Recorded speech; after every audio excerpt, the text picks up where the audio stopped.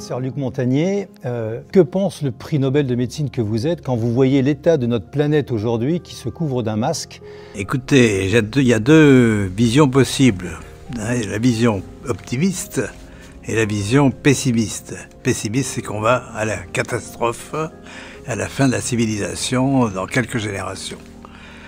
Et bon, j'espère qu'on ne va pas y arriver. Et pourquoi et comment on irait à la fin? Mais parce que la civilisation actuelle a perdu ses valeurs, si vous voulez. Elle est dominée par l'argent, par l'économie et la vie elle-même.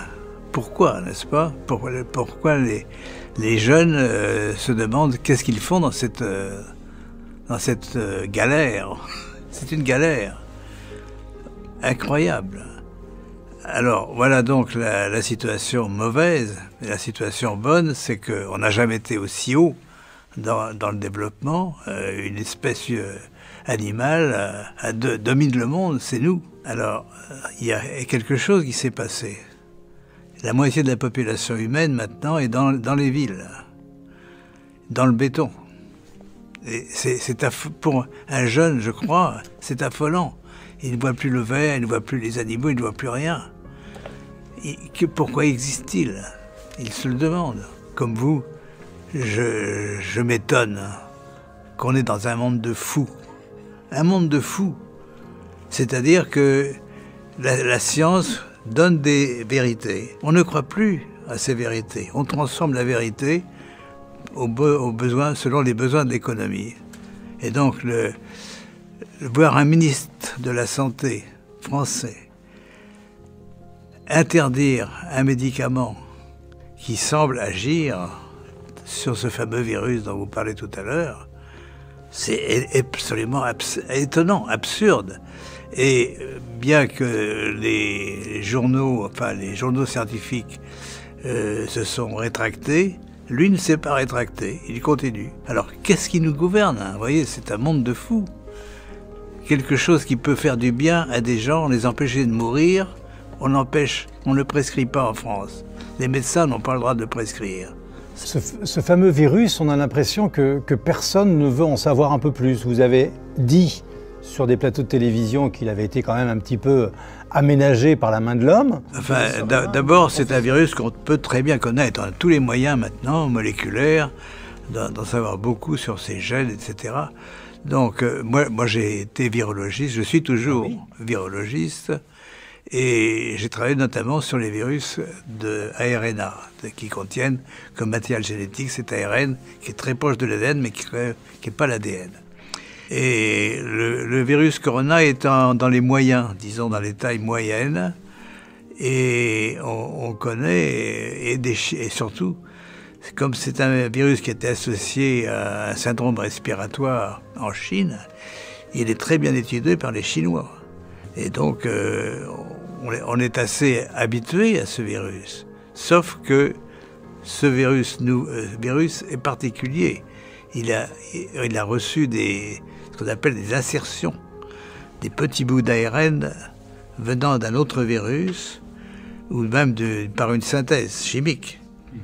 Donc, on commence à connaître, mais la vérité a du mal à passer, parce que les auteurs eux-mêmes ne veulent rien dire. Ils ont ordre de ne rien dire, n'est-ce pas? Alors, ordre de qui? On est dans du gouvernement chinois, il faut le dire, n'est-ce pas? Je crois que c'est une erreur du gouvernement chinois d'avoir voulu cacher la vérité, parce que plus on cache, plus les gens pensent qu'on a quelque chose à cacher de mauvais. Et il vaudrait mieux admettre que ce virus a été en partie fabriqué, qu'il s'est échappé d'un laboratoire de haute sécurité. Bon, c'est une erreur humaine, mais c'est pas les responsables immédiats, si vous voulez. On peut dire que c'est tout le monde qui est responsable de ce monstre qui a été créé. Pourquoi on n'en parle pas de cette création? Pourquoi on refuse de l'entendre, ce message? Parce qu'il y a ce qu'on appelle en anglais un cover-up général. Ça, c'est extraordinaire, c'est-à-dire que même les scientifiques sont achetés. Même les scientifiques américains, français, anglais, ils parlent presque tous d'un même élan. C'est un virus qui a été produit par la nature. C'est faux. C'est faux, ils le savent très bien. Mais alors c'est là qu'il y a un grand mensonge, et il faut se demander pourquoi. Et se demander pourquoi, quelles sont les raisons. Il y a d'abord l'argent. Hein, certains nombres sont payés pour dire ce qu'ils disent. Et s'ils ne le disent pas, ils vont peut-être perdre leur position. C'est pas ? Donc il y a la peur de perdre sa carrière, si vous voulez, en reconnaissant la vérité.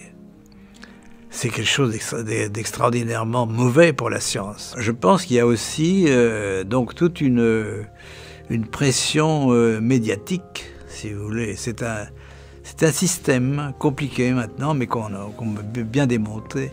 C'est-à-dire qu'il y a les vérités scientifiques qu'on ne veut pas admettre, on les cache, parce que le gouvernement chinois refuse de cette vérité. Et il fait tout pour cacher, pour détruire les preuves qu'on veut essayer d'apporter. Donc, en fait, on saura vraiment la vérité que si les équipes chinoises elles-mêmes la reconnaissent. Ça peut venir un jour. Ça peut venir un jour. Mais ça peut prendre du temps.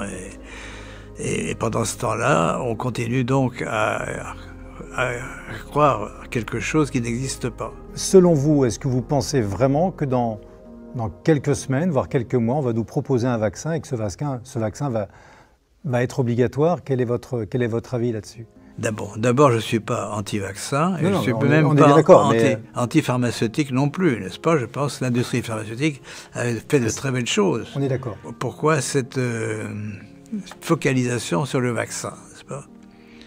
Parce que là aussi, il y a un problème de rentabilité, n'est-ce pas? Il y a des firmes qui vont le vendre, disent-elles, à prix coûtant, d'autres vont faire des bénéfices. Mais en fait, je pense que le côté économique, si vous voulez, de cette affaire est très important. Et alors, le problème, c'est que les vaccins, parfois, sont mauvais.